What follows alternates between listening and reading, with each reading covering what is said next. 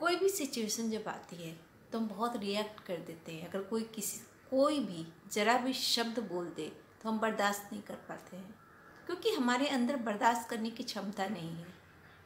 और बाद में हमें अफसोस होता है कि हमने क्यों बोल दिया, किस लिए बोल दिया। बात तो छोटी सी थी, हमें इतना रिएक्ट नहीं करना चाहिए। तो सिंपल सी बात है कि अगर कोई भी सिचुएशन ऐसी आती है तो थोड़ा पीसफुल होके सोचे कि इस सिचुएशन से हमें कैसे उबरना है। यह एक हैबिट है, किसी भी चीज़ की एक हैबिट होती है, यह भी एक हैबिट है।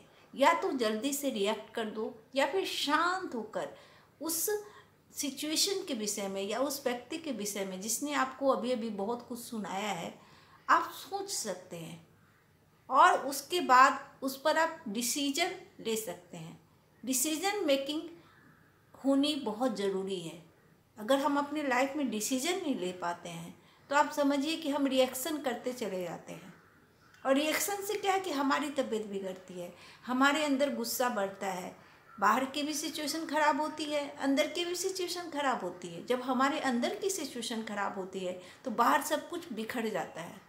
तो कोई भी अगर कुछ भी कहता है तो तुरंत रिएक्ट ना करें। आप ध्यान रखें, यह एक प्रैक्टिस है। प्रैक्टिस अगर करना शुरू करेंगे तो धीरे धीरे आपके रिएक्शन करने की जो क्षमता है वह बहुत कम हो जाएगी। आप पीसफुल होकर किसी भी सिचुएशन को अच्छे से हैंडल कर सकते हैं। यह मैंने किया है, इसलिए मैं कहती हूँ। मुझे भी बहुत गुस्सा आता था पहले, लेकिन अब ऐसी स्थिति है कि मैं अपने आप को होल्ड कर पाती हूँ। बाद में जब मैं सिचुएशन पर गौर करती हूँ तो मुझे लगता है कि कहीं ना कहीं मेरी भी गलती थी। अगर मेरी गलती नहीं भी थी तभी भी मैं उतना ज़्यादा रिएक्ट नहीं करती। उस सिचुएशन को प्यार से होल्ड करके मैं उसको बहुत आराम से सॉल्व कर लेती हूँ।